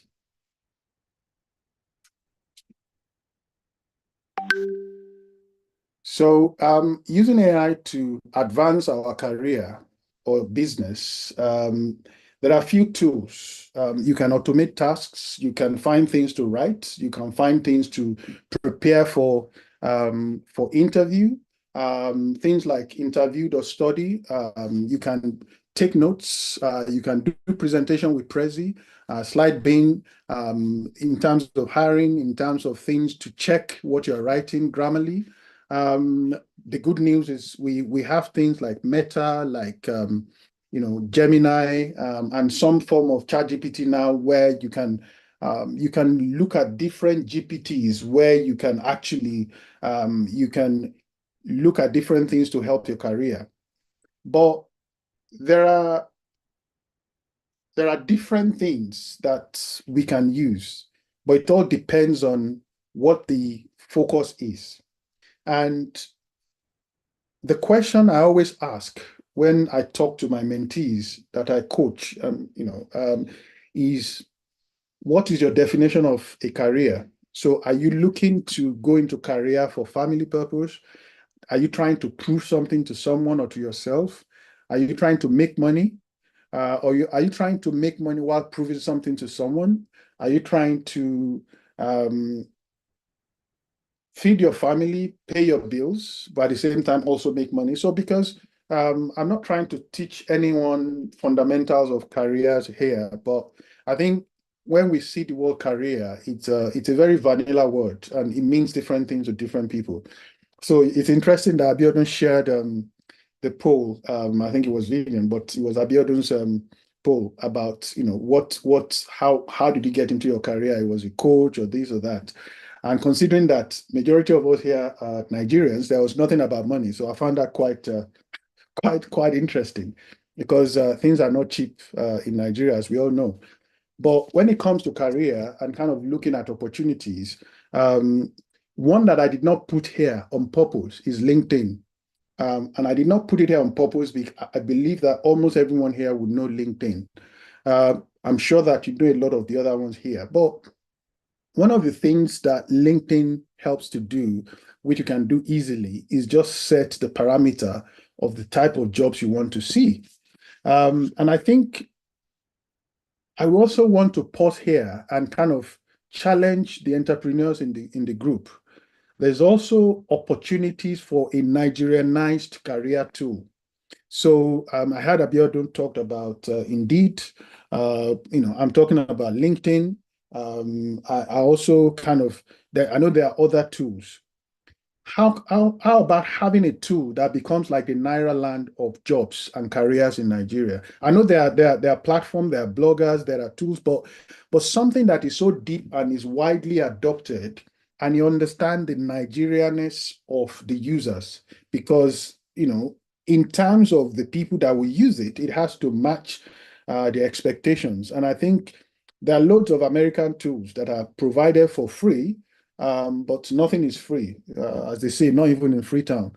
But I think ultimately, it's an opportunity for whoever is an entrepreneur to also think about this opportunity as well. There is a huge vacuum in this area, and the interesting thing here is that we can have 10 of us go away today, make 10 platform, and all 10 will be successful if done correctly, because the country is a vast country. There are huge opportunities. So it's something to think about. These are some of the career tools. And the reason I've listed these is that, when you go for interviews, potentially, you will make a presentation. So Prezi or SlideBeam will help you. You're writing your CV, Grammarly can help you. If you're trying to go a bit further and do a bit of no-code, low-code, Perplexity is very, very good.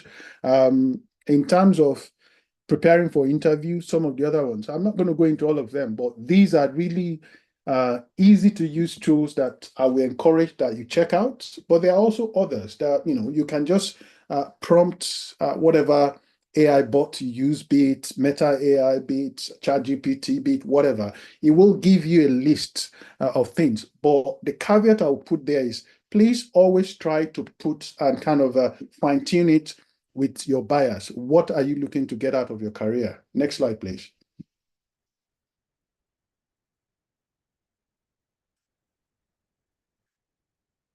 So in terms of the tools, these are the different tools. I kind of put it in terms of the different area. So it is important to engage with AI tools to advance your career and make it future-proof. Next slide, please. So I'm sharing this because I believe that work-life balance is underrated. So this is a picture of myself. Apologies, my head has been cut off in this. So this is after COVID, I created a group for some men, African men, to go away, and every year now we go away.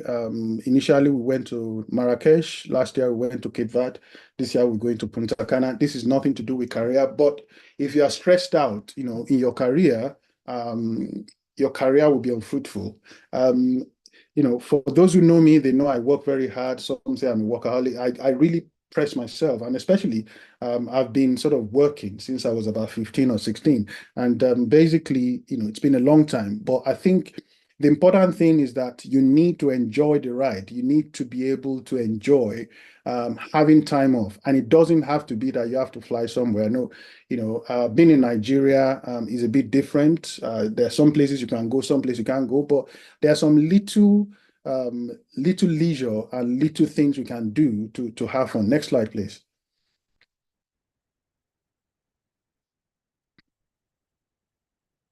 So if you want to reach out to me, these are the ways to contact me. Previous slide, please. So I'm on LinkedIn. Just put Dr. Adeoye, linkedin.com, in/Dr. Adeoye. This is where I'm most active. Twitter, rarely, but sometimes. YouTube, sometimes I share things there, but LinkedIn is my stable. And I also have a website, dradeoye.com. Yeah, next slide, please.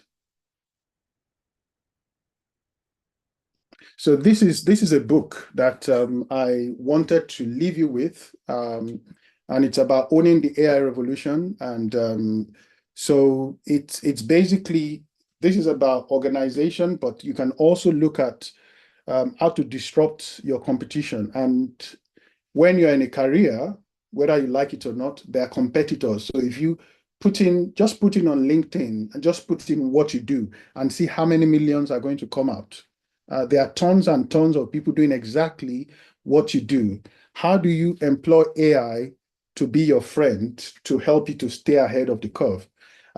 This is part of what I'm putting into the book, consistently staying relevant. And part of a large section of it is employing technology to stay relevant, because now a lot of people use filters to make pictures look very good, both men and women. They use AI to fine tune their resume and introduction. There's a lot of spicing up and all that, but AI, I think, is our best friend.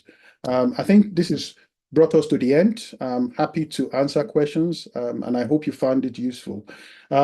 Before I wrap up, there are some things I want to go over which I didn't write, but put in the slide. But as the first speaker, Abiodun, was going through the presentation, some things came to my mind, and I thought I should share them.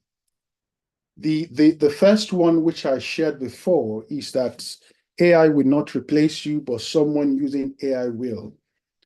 And in between that, one of the things I want to kind of leave you with is the fact that there are so many AI tools that you can easily get dizzy. But there's hope for you, because a guy created a tool called There's an AI for That.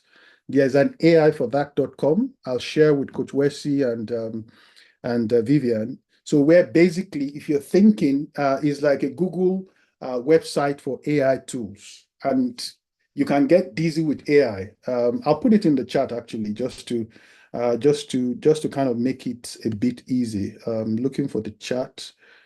Just 1 second. So basically, to make it easy, there's an AI for that. So just Google it. I've bookmarked it, so I don't know the website. Just search out. There's an AI for that. It will change your life in the sense of how you use AI, because you can then find AI tools you can compare. You can find AI website you can compare. And also, I want to encourage you that do not fear AI. Embrace AI. AI can be that. I think it was one of the other ladies, Yamaka, that was talking about attending an event where there were one or two people using who are HR team that was just one or two persons. Sam Altman of OpenAI said the future of work, the future of business is where you're going to have companies that will be valued billions of dollars, and it'll be just the founder and the technical person, because AI will help us to do that. I want to leave you by going beyond that by saying the future of work and our career is a place where you can earn millions of dollars from the corner of your room or house anywhere in the world just by having AI as your partner and your secret weapon. I hope this has been useful. Thank you very much. Have a good evening. I'm here for Q&A. Thank you.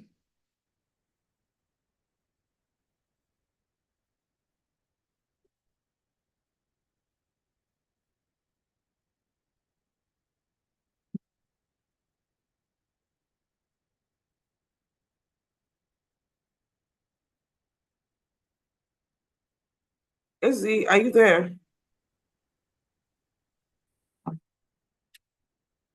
Looks like Izzy's okay. Izzy, do we have questions? Thank you so much. Thank you, Dotun. That was wonderful. Thank you so much for allaying our fears so we can replace fear with curiosity. There's so much to do about AI. I'm excited. Believe you me, if I have a staff who knows how to use AI, a junior staff, I prefer him to a senior staff who does not know how to use AI, because now I have to correct the senior staff's English. But for the junior staff that knows how to use AI, it makes life so easy. And for my work to be easy, I have to encourage my staff to use it. If I had to teach someone, I say, oh yeah, download it now. So and let's try it. And life has been good. So do we have questions for our facilitators? We can't find any question in the chat box. I say, Amaka, I'm not very good at doing this. This is your terrain. I'm enjoying listening to you. I'm sure the audience too, they're enjoying listening to you. But it's okay. Thank you so much, Dotun. That was brilliant. That was brilliant. I really enjoyed the pace and the way you just connected all those dots. I'd love the audience to celebrate both our speakers, Biodun and Dotun. They've truly been very phenomenal as far as this discussion has been concerned today. Okay, so with Dotun, my three takeaways from your session was number one, an enlightenment bell. AI has been with us long before now. The actual newcomer is generative AI, so that is fact that I have filed away somewhere. Secondly, yes, we hear you, or I heard you on the fact that we need to be part of an AI community. And then thirdly, I love the way that you showed us that you really don't need the deep-seated technical expertise to be able to explore opportunities in AI. Okay, so we might not have questions on the chat box, but the ones that we had from engagements with profile participants before the session started included questions on tools or examples of friendly courses that we could use with AI, but you did a very good job with that towards the latter part of your presentation, so I'll leave that out. But I have one question that I think you would be able to throw much more light on for us, and that will be how can companies today balance the integration of AI with the need to maintain and create human jobs? This is looking at it from an enterprise level, not really like from an individual level. How do you think companies, whether big companies, small companies, how can they balance the integration of AI with the need to maintain and create jobs for humans? You had told us that it's not AI that will replace human beings. It's people who can use AIs who would do the replacing. So we'd like to know what companies can do to achieve this harmony.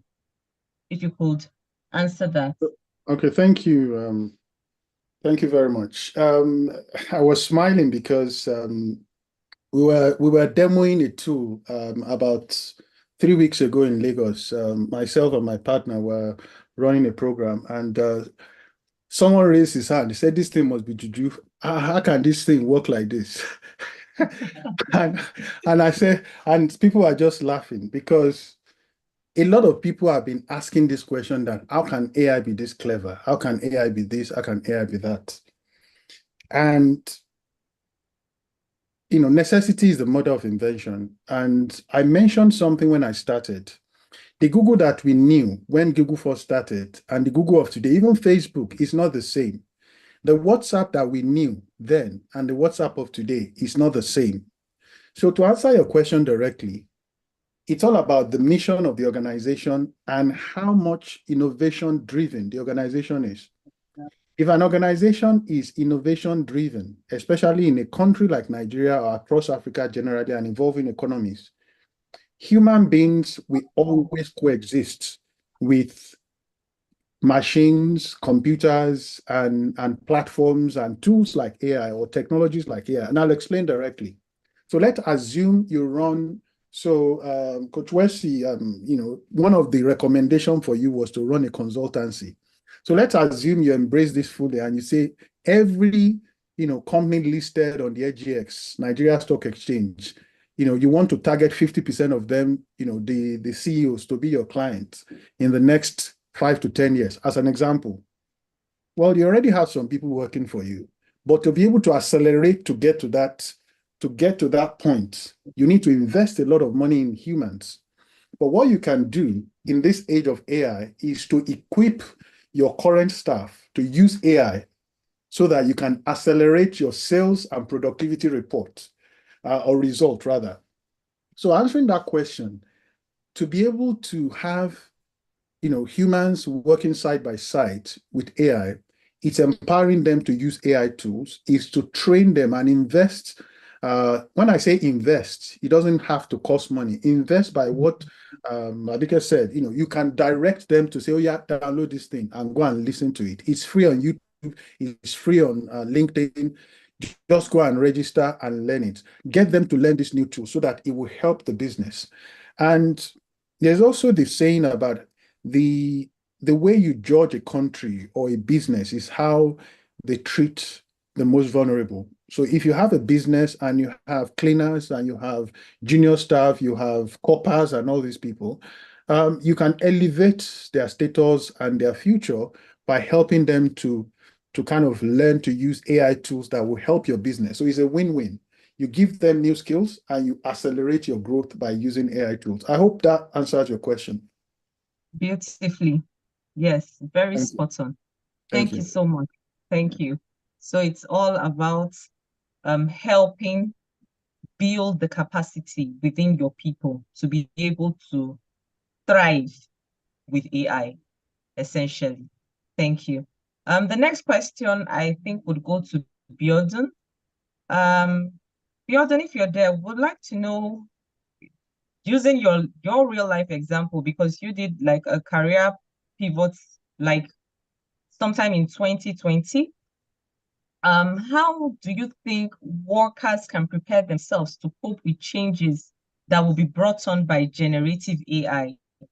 Drawing from your own life experiences, which you had alluded a bit to in your presentation. All right, sorry, can you come again, please? Okay, as I was asking, please give me a minute. Okay. I want to get the Exact question, yes. How can workers prepare for the changes that AI will bring to the job market? All right, thank you. Like I mentioned, we need to first unlearn some things, and we have to learn new things. That's the learning aspect has to be very apt, because without learning, then there is no new skills for us. There are a lot of courses on Coursera, EDX, and also Udemy that people can also take on.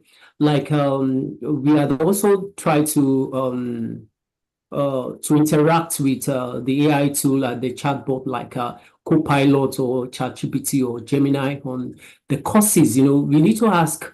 We also need to have a coach who can also direct us on the courses we need to put up to prepare ourselves. Yeah, Mr. Adeoye mentioned that, okay, before AI started becoming so popular, he had already in 2014. And 2014, then I always see machine learning. I always look at it as something. I think I've been distant future. It's not. Exactly, technically and all that. Yes, yes, I always embrace digital transformation right from when I was in the banking, because when I was in the bank, because I joined the bank, First Inland Bank, that was First Atlantic Bank then, and First Atlantic used to be one of the best technological or technology, whatever. They received a lot of awards when it comes to technology and all that. So I've always been embracing digital transformation from that time. So what we need to do, if we want to position ourselves, we need to learn what we had known, then we need to learn new skills. Go to Coursera, go to EDX, go to Udemy. You find a lot of approach people like Dotun, approach people like Coach Dotun, Coach Wese, Madam Evi. approach people in HR and also get it. And also, I also advise HR to create a chatbot for employee engagement, to help them as regards, when you have your KPI, you already know where this other where these people are lacking and all that. You can, whenever they want to, sometimes if you want to do interview for exit or something or whatever, maybe interview for a bad performance staff or whatever, instead of you just conducting a live interview, we can have a chatbot whereby the chatbot already have the data of that person, how that person is performing, and what the person also need to work on to retain his or her job. All right, thank you. Thank you so much, Bjorn. That's really all we have time for today. It's already 6:05, and we're sticklers for keeping to time. Okay. So, ladies and gentlemen, it's a wrap once again. I'm so happy to say it's a wrap once again. Special appreciation to our two facilitators today, Bjorn and Dotun. They have really done us well, and it's been an expository journey, a journey that's been filled with information and practical insights on things that you can actually do, and ways you can begin to reshape your thoughts and realign yourself for the future that we think that is distant, that is already here with us. Okay, so you can connect with them on LinkedIn. I believe Dotun shared his LinkedIn details. Bjorn, you can share yours too, and and other social media channels that they have presence in. I would also like for our participants to share their LinkedIn contacts and details. This, beyond being a learning platform, it's also a networking opportunity. So you can share your LinkedIn platform, so all of us who've been a part of this, can connect with each other and keep up. All right, so truly our discussion today has been beautiful. It's been very enriching, several possibilities, plus some top-ups that stood out. Okay, as we prepare for what is next for the future, it's important we know the value add that having a coach presents to us. I know Bjorn has spoken extensively about this. it's important that you consider having a coach to guide you, to help you through the thought process of becoming. Yes, of becoming. And also exploring the power that comes from being part of a community. Now, I must say that the best thing you can do for yourself after these 2 weeks is to apply yourself to knowing more.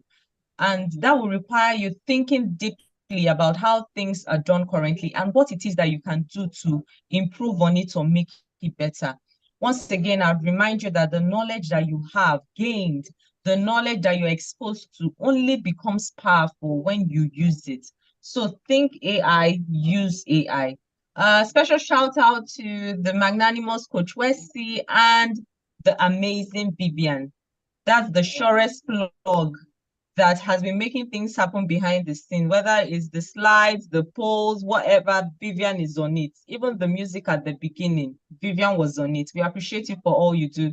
So I'd like to invite Coach Wesley once more to the stage to give us a closing charge before we take a bow out. I know that I've been talking about bowing out since, but we are building to it. It has to be grand. But before we get there, Coach Wesley, if you may, please, a closing charge. Thank you, Ezeamaka. So I myself and my team deeply appreciate our facilitators, for taking time out to prepare their slides and to engage us on how we can use AI to our advantage. Like I said, it looks like the world is actually at our fingertips. We can do so much with AI. It's just for us to open our mind. Organizations will always go for AI because it helps their productivity, it helps them to reduce costs, and it helps them to be able to, have data to be able to take decisions faster. So for us as professionals, let's be ahead so that someone who knows how to use AI will not come and replace us. So the choice is ours, and the earlier we start using it, the better. So just try it on your phone, with Meta AI, you can start from there. And so it's so easy for you when you get back to work. Don't delay, just use it. It's there for you. Thank you so much. Once again, I wish all of us, wonderful weekend and an amazing career. Thank you. Back to Ezeamaka. Thank you. Don't delay. There's an AI for that. I wonder if there's one for procrastination. I've been managing procrastination. Who knows? I mean, there's an AI for that. Just explore the start from there. Start somewhere. Do something. Okay, so it's that time where we enable our cameras. Okay, for a while now, I've been the only one on this virtual stage, and Coach Wesley has joined me. I roped her in, with that closing charge. Vivian, I'm about to rope you